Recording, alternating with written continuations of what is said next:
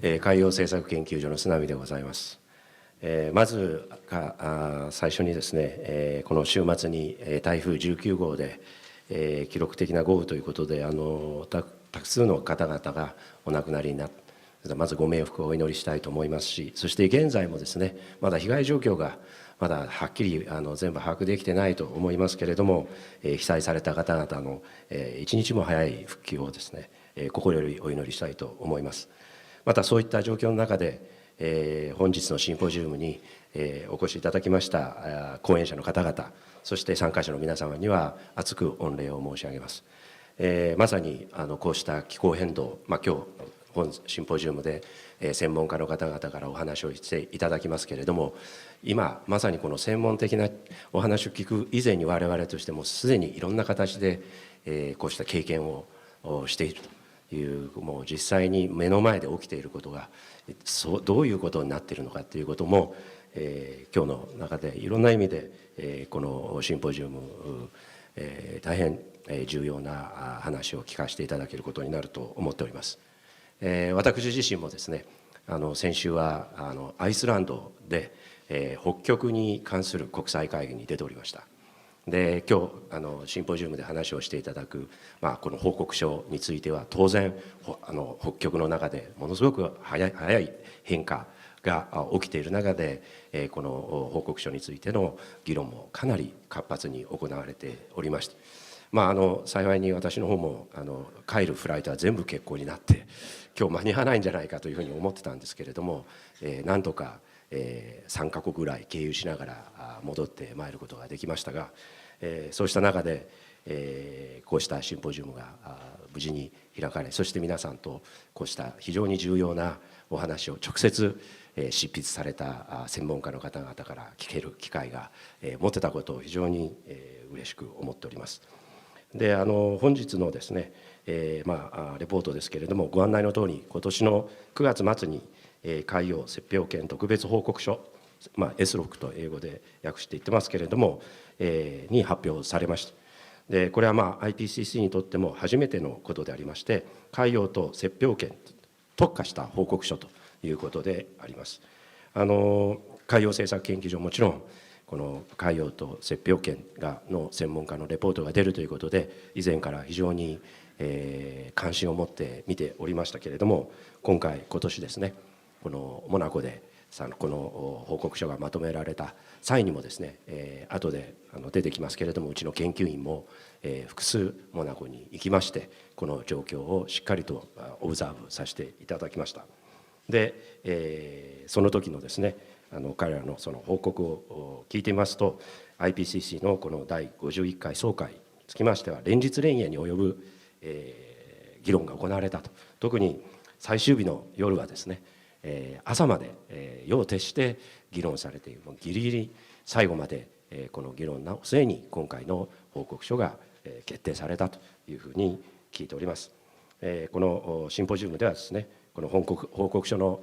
取りまとめのために大活躍をされたハンス・オット・ポートナー IPCC 第二作業部会共同議長をはじめまして、国内外の SROCC の執筆者6名の方々にご講演をいただくことになっております。またこのシンポジウムの開催にあたりましては、共催していただいております環境省、そして外務省の方からも担当者の方をよく登壇していただくということで、主催者としてお礼を申し上げたいと思います。本シンポジウムでですね、 IPCC の報告書において示されました海洋、ひいては地球全体が危機的な状況にあるというメッセージを科学的根拠を専門家として分かりやすくご解説をいただくということを趣旨にしております。報告書の重要な論点について活発にご議論をしていただけるものと期待しております。そして我々研究所としてましてもですね、新たな海洋ガバナンスの確立ということは我々のミッションの重要なミッションの一つでありまして、この報告書で示されました海洋と極域の長期的変化を加味するということは非常に重要なことであります。従いまして我々研究所といたしましても、気候変動と海洋というプロジェクトを立てておりまして、気候変動枠組み条約に COP21 の時から参加をさせていただいております。私自身も2017年の COP23 より直接参加をさせていただいておりまして、オーシャンアクションデイという一日海洋に特化したサイドイベントをやらせていただいてきました。で今回ですね、2016年の COP22 で設立されましたマラケシュパートナーシップの海洋沿岸パートを重要なイベントとして我々してきましたけれども、今年の12月にチリで開催されます COP25 ではですね、まさに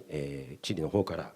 これをブルーコップというふうにするというふうに聞いております。まさに海洋を主眼にした置いた COP25 になるということで、我々研究所の方からもこの COP25 チリの方に出向いてまいりまして、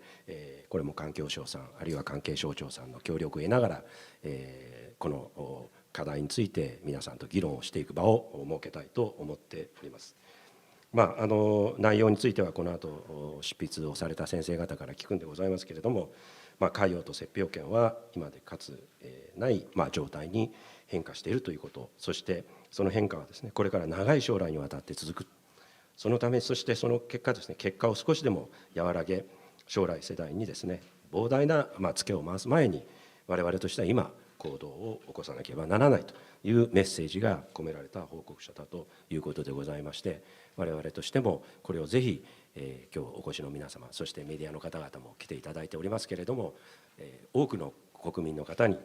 この状況を理解してもらうということでこの会を主催させていただきました。本日はそういう趣旨でございますので、どうぞよろしくお願いいたします。ありがとうございました。本日のシンポジウムの冒頭にこのような形でご挨拶する機会をいただきましたこと、大変嬉しく、また光栄に存じております。特に主催者であります笹川平和財団の海洋政策研究所須波所長、あと共催者の環境省様には大変厚く御礼を申し上げたいというふうに思います。冒頭須波所長からもお話しあったとおり、台風の猛烈な勢い、あるいはその豪雨、猛暑、こういった気候変動のですねインパクトを日々感じない日はないというふうに言っても過言ではないというふうに思います。先月公表されました IPCC の海洋特別報告書、これは海洋国家としての日本にとっては当然のことではございますけれども、日本に関する言及が非常に多いというふうに承知しております。私ども政府としましてもですね、この報告書の内容をしっかり吟味検討した上で、それをどう政策に反映していくかということを真剣に考えなくてはいけないというふうに身の引き締まる思いでございます。我が国では今年の6月の11日にパリ協定に基づく成長戦略としての長期戦略というものが閣議決定されました。これは今世紀後半のできるだけ早い時期に脱炭素社会を実現するということを目指して、あらゆる政策を投入して、あらゆるステークホルダーを動員していくと、こういう内容でございます。この長期戦略の考え方に基づきまして、この中では特にですね、G20 の大阪サミットでも確認をしたところでございますけれども、イノベーションというのが非常に大きな鍵を握っているというのは皆様ご案内のとおりでございます。そのイノベーションということで着目してですね、先週ですか、日本でグリーンイノベーションサミットというものが開催されたところでございますし、また産業界、あるいは金融界が一堂に会する形で、TCFD サミットというのも開催されたところでございます。日本としてはこういった日本の強みが生かせる分野で引き続き国際社会の議論をリードしていきたいと、その一翼を担っていきたいというふうに決意を新たにしたところでございます。また海洋というテーマでございますが、先般国連総会のマージンでもノルウェー政府が主催するいわゆる持続可能な海洋経済に関するハイレベルパネル、これは首脳級の会議でございますけれども、が行われまして、これは来年の海洋サミットですね、国連の海洋会議に向けて、今、14カ国が提言をまとめている、首脳級で提言をまとめているところでございますが、こうした議論に参画している中でもですね、日本の期待、日本に対する期待というものをひしひしと感じるところでございまして、今日の議論を含めてですね、我々としてはしっかり皆様の意見をですね、集約する、そのプロセスの一部を担わせていただくことを大変ありがたいことだというふうに考えております。気候変動枠組条約の下では、いよいよ来年2020年から、いわゆる京都の世界からパリの世界へと移行するわけでございますけれども、パリ協定では世界共通の長期目標として2度目標というものが設定されるとともにですね、気温上昇をできることなら 1.5% 以内に抑制するという努力、これも追記されておりまして、これは先進国、途上国の区別なく、すべての国が参画すると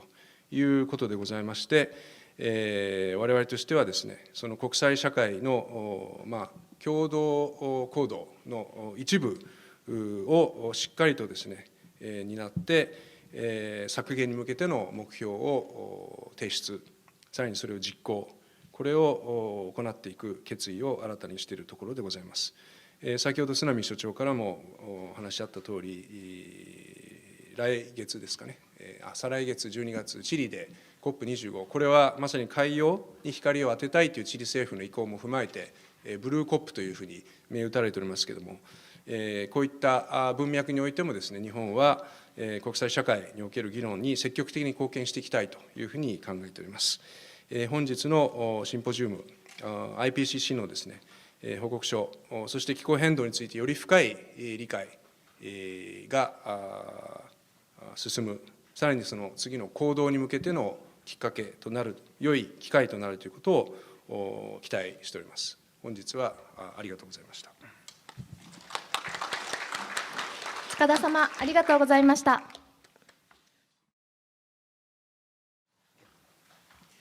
Yeah, thank you very much for the honor and the opportunity to be here and speak to you about our special report that was just approved a couple of weeks ago in Monaco, in southern Europe. And I would like to give you the key messages from the report with a focus on the oceans. The issue of mountain cryosphere will be dealt with in one of the other presentations. Why the oceans? Why the emphasis on the oceans? As you can see here, the link between the front cover and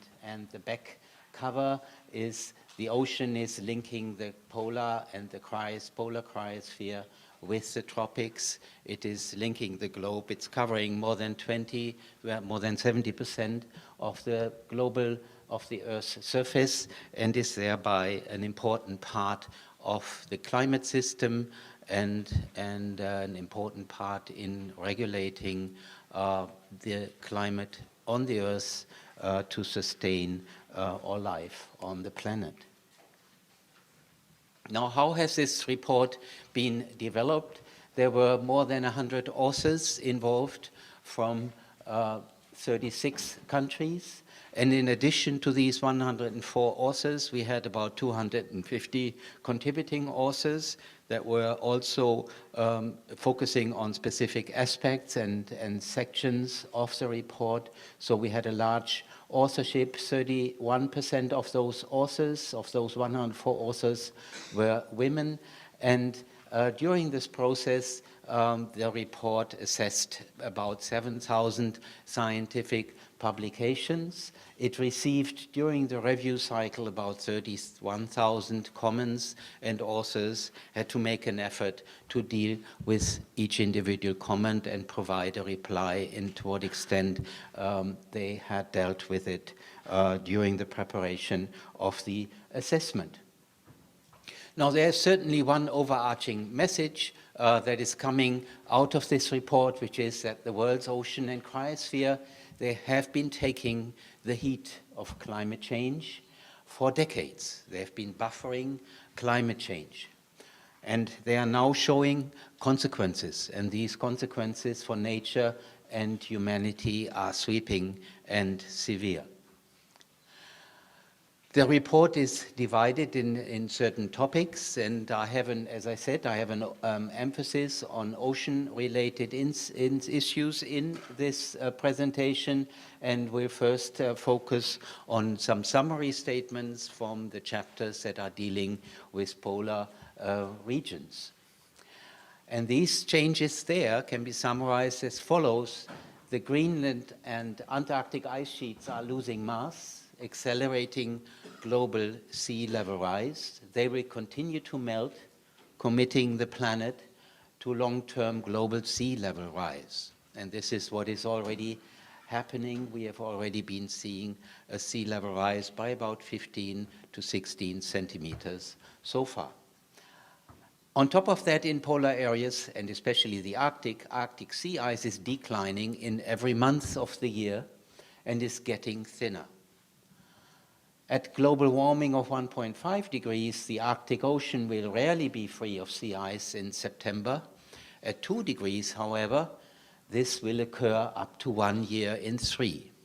And this already shows you that every bit of warming and that small differences in the degree of global warming matter and make a difference to what is happening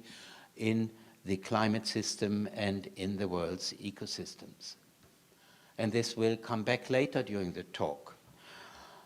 Then certainly a related topic to focus on is the one on sea level rise. And here we have to emphasize that 680 million people are living at low-lying coasts. 65 million people are currently living in small island developing states. So these people are most closely affected by sea level rise. During the 20th century, I already said that, the global mean sea level rose already by about 15 centimeters. Sea level is currently rising more than twice as fast than it did during that time, and will further accelerate, reaching up to 1.1 meters in 2100 and several meters in 2300 if emissions are not sharply reduced. Extreme sea level events, which now occur rarely during high tides and intense storms, will become more common. And you've just recently been experiencing one of those extreme storm events with associated sea level rises. Many low-lying coastal cities and small islands will be exposed to risks of flooding and land loss annually by 2050, especially without strong adaptation. So these aspects and sectors of the globes are changing, and people need to adapt to it. This is unavoidable. But what this figure shows, and let me focus on this part of the figure especially, is that over time, and this reaches up to 2,300, the scale was lost from this slide here, so it's between 1950 and 2,300, we see that we have a choice depending on the scenario that we go through. We have been comparing a business as usual scenario, a scenario with unabated carbon dioxide emissions, with a scenario where actually there was an implementation of the Paris Agreement, keeping global mean temperature well below 2 degrees. So we have a choice to be made over time, and the choices we are making now to be made over time between a sea level rise below 1 meter or close to 1 meter until 2300 versus a sea level rise of several meters and the associated coastal challenges in a scenario where carbon dioxide emissions go on unabated. We see at the same time there are the acceleration visible in the ice sheet mass losses at Greenland and in the Antarctic, and also glacier mass losses on land are contributing to sea level rise, depending also on the scenario that we are going for. At the same time, we see a melting of near-surface permafrost area with the associated risk of increased carbon dioxide and methane emissions, and sort of a vicious cycle of climate change starting from that. And there's also a decline in Arctic snow cover to be considered. So these choices are there for human society to make. The decisions have been made, but the implementation of this decision made in Paris in 2050 seems to be a major challenge for many countries. What do these changes in sea level actually mean? And this is indicated here in this schematic, where comparing the recent past and the future, you see schematically that mean sea level is rising. This is an issue if it would be just that, where countries can adapt. But then on top of that, you see these events where storms and surges actually add to the sea level rise. And there are these historical centennial extreme events indicated here, which occur once per century and have occurred once per century in the recent past, and in the future may well occur once per year. So there is an increase in the associated challenges, and the once per century events would then certainly be even higher. What this means is when we compare the two scenarios, this is once again where we go into ambitious emissions reduction, and this is the one where emissions will go on unabated. Then the dark dots on this panel tell us how soon during the next, or during the running century, not the next century, how soon these locations will experience where these centennial events occur annually. And the dark dots tell you that especially in the low latitudes, there will be these occasions where centennial events will move to occurring annually, and Japan is one of those countries that is affected and will be affected severely should emissions go on unabated.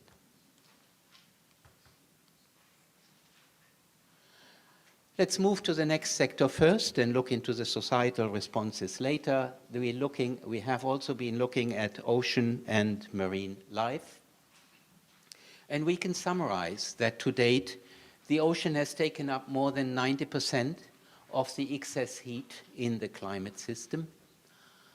By 2100, the ocean will take up 2 to 4 times more heat if global warming is limited to 2 degrees, and up to 5 to 7 times the amount of heat at higher emissions.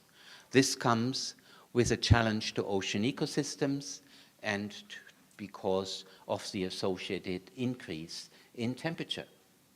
Ocean warming also reduces mixing between water layers, and therefore the supply of oxygen and nutrients for marine life will decrease with increasing degrees of warming. At the same time, ecosystems will experience marine heat waves more frequently, and they become more severe, especially harming warm water corals, kelp forests, and the distribution of marine life. By absorbing human-induced carbon emissions, the ocean is becoming acidified. It has taken up 20 to 30% of these emissions already, and continued uptake will exacerbate this trend and the impacts on ecosystems. And you see these projections again here for temperature, comparing the two extreme scenarios, the unabated emissions with ambitious emissions reduction, and only the ambitious emissions reduction will take us into a stabilized future with respect to temperature, with respect to global mean surface temperature, with respect to the number of marine heat wave days. We have not reached the final level of that, and as I said, decisions are to be made here about which future we are going for. And then also with respect to the degree of ocean acidification, the loss of ocean oxygen, and the loss of Arctic sea ice extent. So ocean physics and chemistry are changing, and it's in our hand to decide to what extent these changes will be happening. We are already seeing impacts of these changes, and this table depicts the observations. And the observations here are relating to the physical changes that you see up here in the yellowish greenish color, and the dots here indicate the level of confidence with which these changes have been observed and attributed to climate change. Here you see the ecosystems affected, and here you see the human systems and ecosystem services that are related to those ecosystems affected. And what you can see here, the reddish color in most cases indicates that there are negative changes, changes which are disadvantageous for ecosystems and for humans. And these trends will be going on and will certainly to some extent exacerbate depending on the scenario that we will be going for. Let's have a look at the coral reefs. And this is always a prominent example because we are already seeing those changes happening. You see a healthy reef here on the left-hand side. You see a reef here in the center which has been exposed to a marine heat wave and is turned white because the corals have lost their power plants. They have lost the cellular algae that they are hosting otherwise and that are providing them with organic food, with organic nutrients. So they are starving once they are bleached. And if this takes too long, then these corals will die and the system will turn into something completely different, a system that has lost much of its biodiversity. This is one of the most biodiverse systems on the planet, and it is overgrown with algae. It has already also lost its fisheries resources.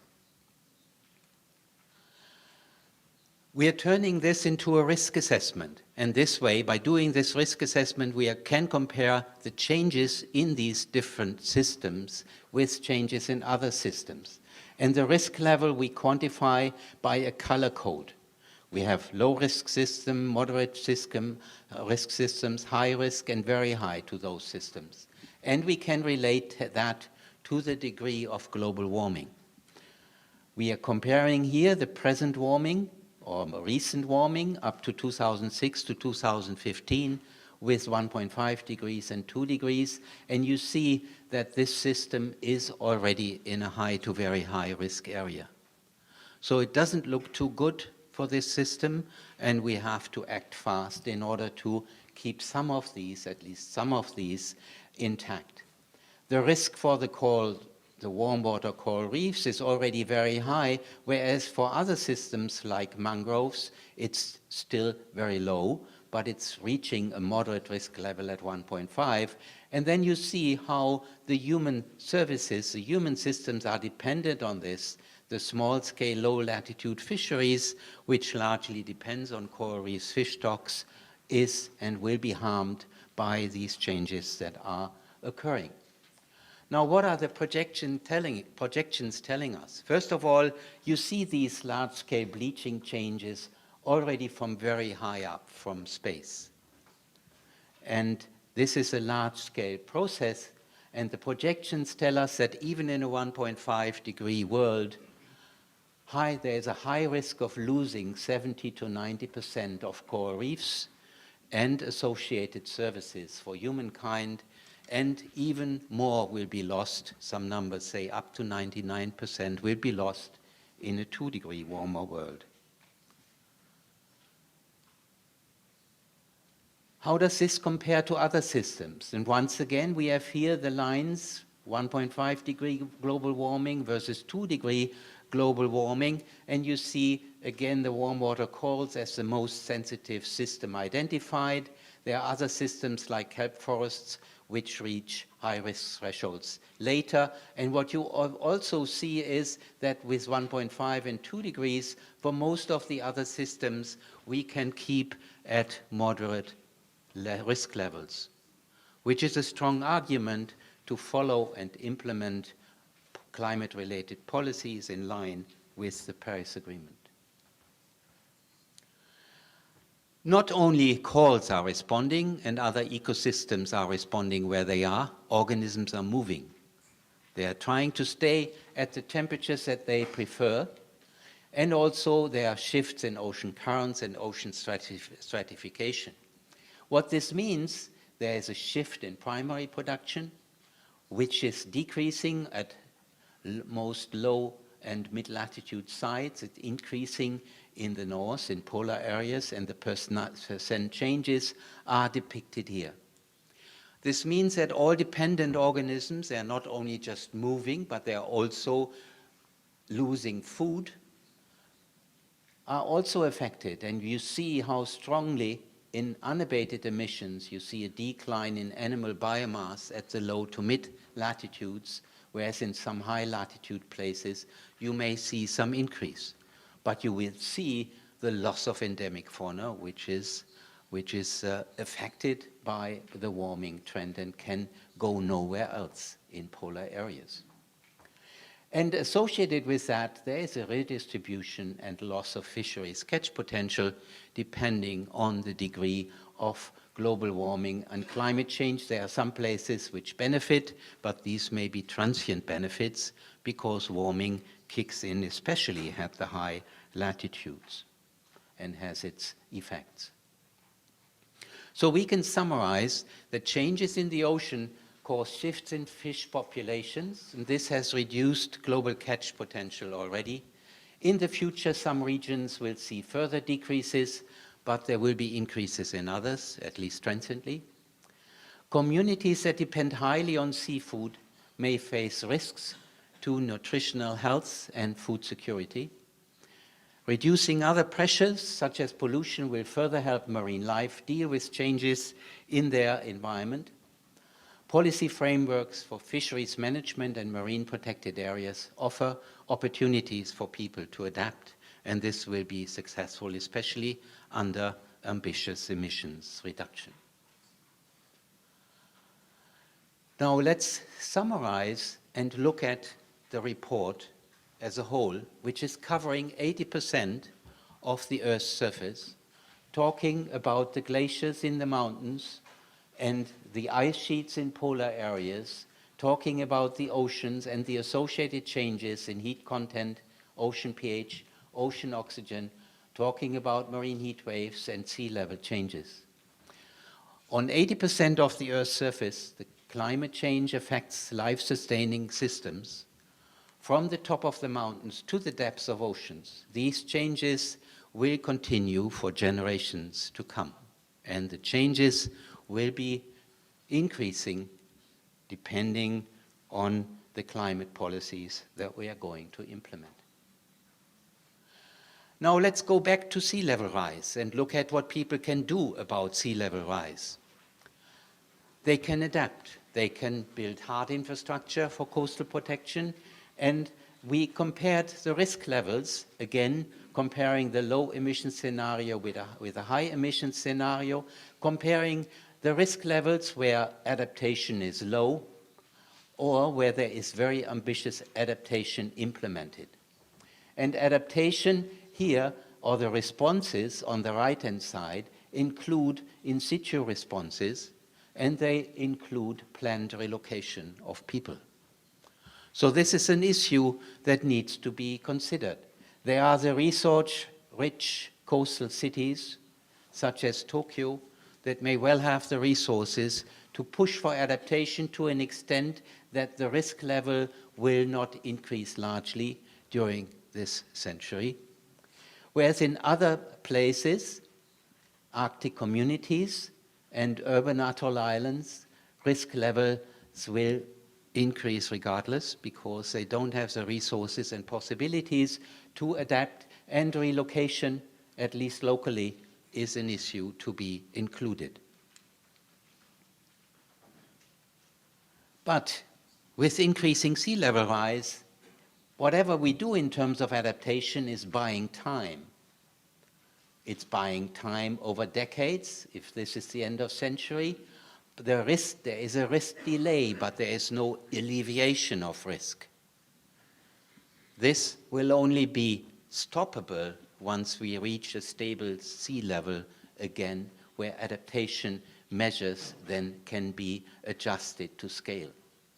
So, exemplified by sea level rise, risk may continue to increase at different rates depending on the capacity of responses, for example, local adaptation and or retreat, as well as depending on mitigation efforts. Further risk development may limit the time gained through adaptation. So adaptation is being challenged once risk levels continue to rise. The societal challenges have also been summarized in this report, emphasizing that people with the highest exposure and vulnerability are often those with the lowest capacity to respond. The temporal scales of climate change impacts and their societal consequences operate on time horizons which are longer than those of governance arrangements, meaning that our current governance arrangements are not necessarily well suited to deal with these long-term changes, considering planning cycles, public and corporate design-making cycles, and financial instruments. Governance arrangements, for example, marine protected areas, spatial plans, and water management systems, are too fragmented across administrative boundaries and sectors to provide integrated responses to the increasing and cascading risks from climate-related changes. The capacity of governance systems in polar and ocean regions to respond to climate change impacts has strengthened recently, but this development is not sufficiently rapid or robust to adequately address the scale of increasing projected risks. Meaning that this is an aspect in policy and society where things have to improve in order to provide the capacity to adapt and mitigate. Finding solutions means networks of protected areas help maintain ecosystem services, including uptake and storage, carbon uptake and storage, and enable future ecosystem-based adaptation options. Marine habitat restoration is also important. Ecosystem management tools such as assisted species relocation and coral gardening can be locally effective and enhancing ecosystem-based adaptation. Coral reef restoration options may be ineffective if global warming exceeds 1.5 degrees. And that is a general message. We can do something about helping these ecosystems, but our capacity to help these ecosystems will depend on the degree of global warming. Strengthening precautionary approaches such as rebuilding overexploited or depleted fisheries and responsiveness of existing fisheries management strategies reduces negative climate change impacts on fisheries with benefits for regional economies and livelihoods. So the IPCC Special Report on the Ocean and Cryosphere provides knowledge for action. It highlights the urgency of prioritizing timely, ambitious, and coordinated action to address widespread and enduring changes in these systems. It empowers people, communities, and governments to tackle the unprecedented transitions in all aspects of society, provides evidence of the benefits of combining scientific with local and indigenous knowledge, and focuses for the first time on the importance of education and climate literacy. And to summarize, the more decisively and earlier we act, and this concerns mitigation and adaptation, the more able we will be to address unavoidable changes, manage risks, improve our lives, and achieve sustainability for ecosystems and people around the world, today and in the future. And with that, I thank you very much for your attention. ポートナー先生、ありがとうございました。